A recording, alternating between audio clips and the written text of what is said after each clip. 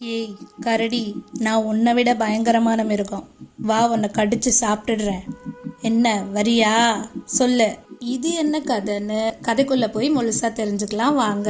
நான் லக்ஷ்மி. இது bed time story. கதையோட பெயர் புத்திசாலி பேத்தி.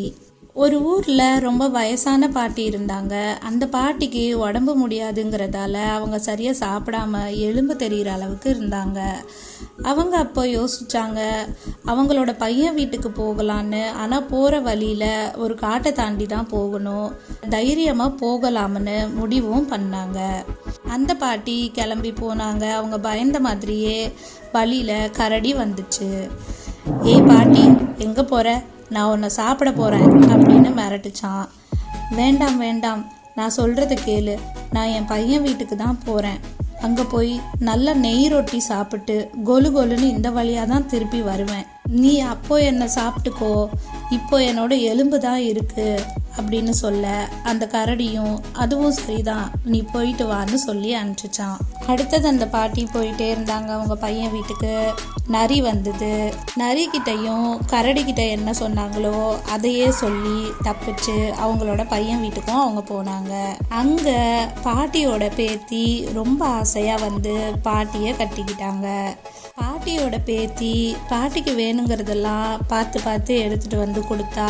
பாட்டியும் தினமும் நல்லா சாப்பிட்டுட்டே வந்தாங்க, குண்டாவும் ஆனாங்க. அப்புறம் அவங்க ஊருக்கு போகிற நாளும் வந்துச்சு. பாட்டி தன்னோட மகன்கிட்ட, அந்த காட்டை தாண்டி தான் நான் எப்படியும் போகணும், ஆனால் எனக்கு பயமாக இருக்குது, எப்படி போவேன்னு தெரியல. நான் வரும்போதே கரடியும் நரியும் என்னைய வேட்டையாடுறதுக்கு தான் வந்தது.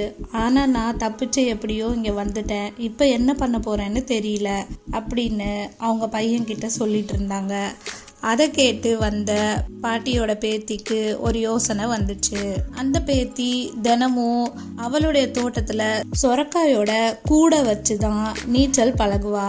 அதனால அதை வச்சு அவளுக்கு சில யோசனைகளும் வந்தது. அந்த சொரக்காயில் கை கால் நுழையும்படி ஓட்டை போட்டா, கண்கள் தெரிகிற மாதிரியும் ஓட்டைகள் போட்டா. அதை பாட்டிக்கிட்ட கொடுத்து, நீங்கள் இதை போட்டுக்கிட்டு வீட்டுக்கு போங்க. எந்த மிருகமாவது கேட்டா, நான் உன்னை விட பெரிய பயங்கரமான மிருகம் அப்படின்னு சொல்லுங்க. நல்லா பயமுறுத்துற மாதிரி சொல்லிட்டு நீங்கள் வீட்டுக்கு போங்க அப்படின்னு சொல்லி அனுப்பிச்சா. பாட்டி அவங்க பையன் வீட்டில் இருந்து கிளம்பி காட்டு வழியாக அவங்களோட வீட்டுக்கே திருப்பி போனாங்க. அப்போ போகிற வழியில் நரியும் வந்துச்சு. பாட்டியை பார்த்து நரி கேட்டுச்சு, ஏய் யாரு நீ, வித்தியாசமாக இருக்க அப்படின்னு கேட்டுச்சான். அதுக்கு பாட்டி அவளோட குரலை மாற்றி, ஏய் நரி, நான் உன்னை விட பயங்கரமான மிருகம், ஓடிரு இங்க இருந்து அப்படின்னு சொல்ல, அந்த உருவத்தை பார்த்து பயந்து ஓடிடுச்சு. அப்படியே நடந்து போயிட்டு இருந்தா அந்த பாட்டி. அடுத்தது கரடியும் வந்துச்சு.